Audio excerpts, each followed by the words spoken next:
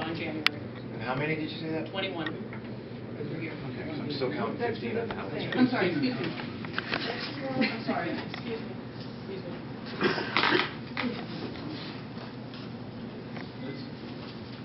Thank you. Sorry about that. It's okay. Yeah. So there we go. Now we have the one that showed you. And then here's the one that's the current proposal. That was in January. Two separate areas. And now we have two separate areas again. We'll be 27. Just by way of an overview, the property is just over 15 acres. The pond itself is about an acre. There are some other wetland areas, and in total, the wetland acreage on the site is just over 4 acres. As part of this proposal now, with 15 units, nearly 2/3 of the lot, or 10 acres, would be conservation land in the final analysis, including the pond, including the land from the row of 5 toward the pond, land in the middle between the two groupings of houses, and then land to the north beyond the grouping of 7. This is a conservation development. It's called that because we propose houses clustered together in an effort to preserve the natural landscape, the natural environment. And we believe that with this proposal, it not only does that, but it does so in large measure. Certainly more than before. As you see on the bottom map, there was less land to be preserved as conservation easement area. Each is a single-family dwelling served by a driveway off to Spitz, I should say, off the main driveway of Newtown Avenue. The houses are about 3,000 square feet or so. Each one has a 2-car garage. Let's see what else is on.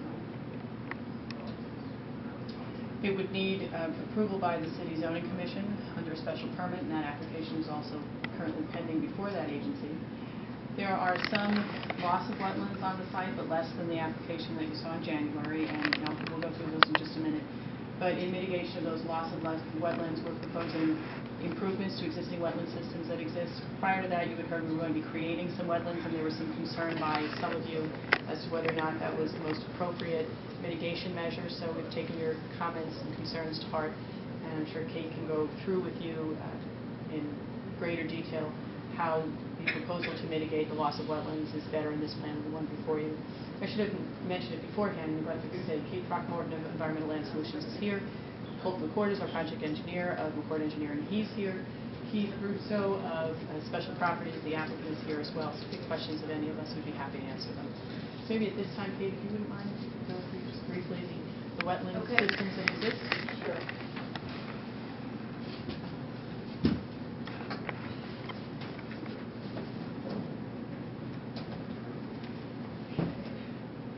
I'll give you a brief overview, and then I'll let Holt go into details as far as the development of the drainage.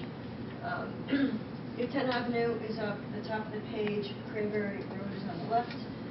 North is off to your right. There's 2 main wetland systems on the property. One's the Stony Brook that crosses over this portion of the property. Is already generally protected with an easement. The dark green area reflects the woods that are going to remain unchanged.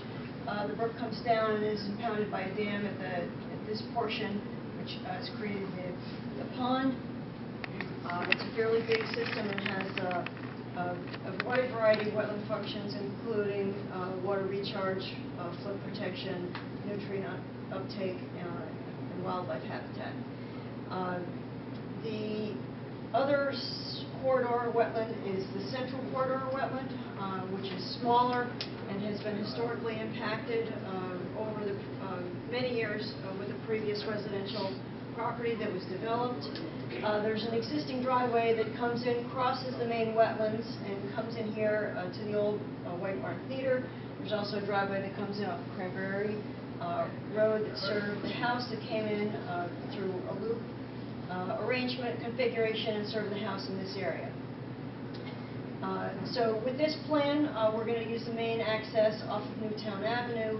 The existing driveway is being widened, and that is where the impacts of the wetlands are going to be. The driveway's got to be widened to meet regulations, provide two-way traffic, and provide safe in egress in and out.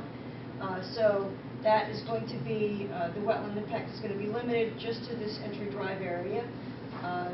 And that driveway configuration is going to be restricted with retaining walls, and Paul can go into more of the detail on how that's going to be handled. The south cluster of 8 is going to be maintaining 50-foot setbacks at a minimum to all structures in limit of lawn. And even greater along the pond, there's going to be 65 feet to the actual limit of lawn and 75 to any of the structures. In the back of this cluster, the minimum disturbance limit is going to be 50 feet to any of the limit of lawn, and that's clearly delineated. In the northeast cluster, again, 50-foot minimum on all structures, 50-foot minimum to this wetland. And this area is going to be enhanced, providing 50-foot minimum to the proposed structures. The general mitigation approach that we're taking is some restoration efforts in the center wetland corridor where it's already been previously impacted and areas have been isolated through filling and bringing the driveway in. All of the existing pavement, which runs from here through here, all the way out here, all the improvements within the 50-foot buffer are being taken out.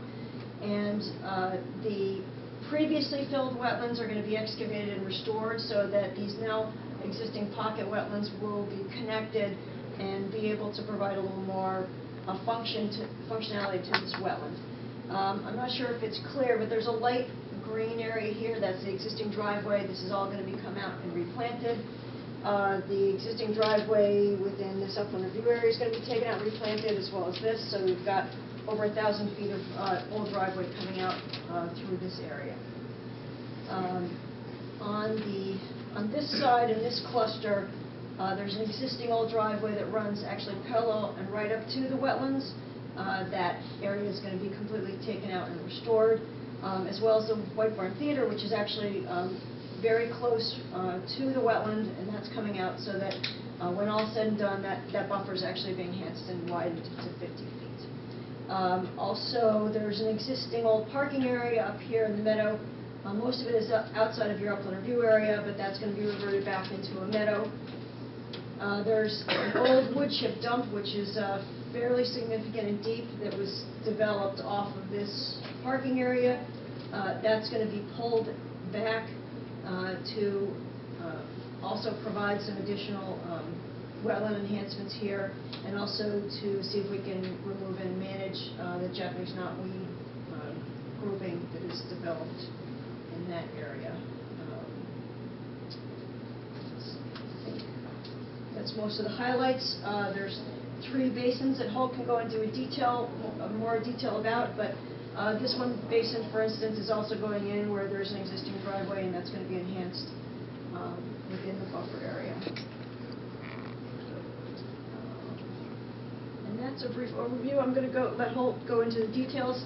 As far as actual numbers, the impacted area from the driveway is 2,882 square feet. The area that's going to be restored in the wetlands is 2,750 square feet. That's 2,750. But for the buffer enhancements throughout the center area, we're enhancing over ½ an acre of buffer areas that are now currently impacted.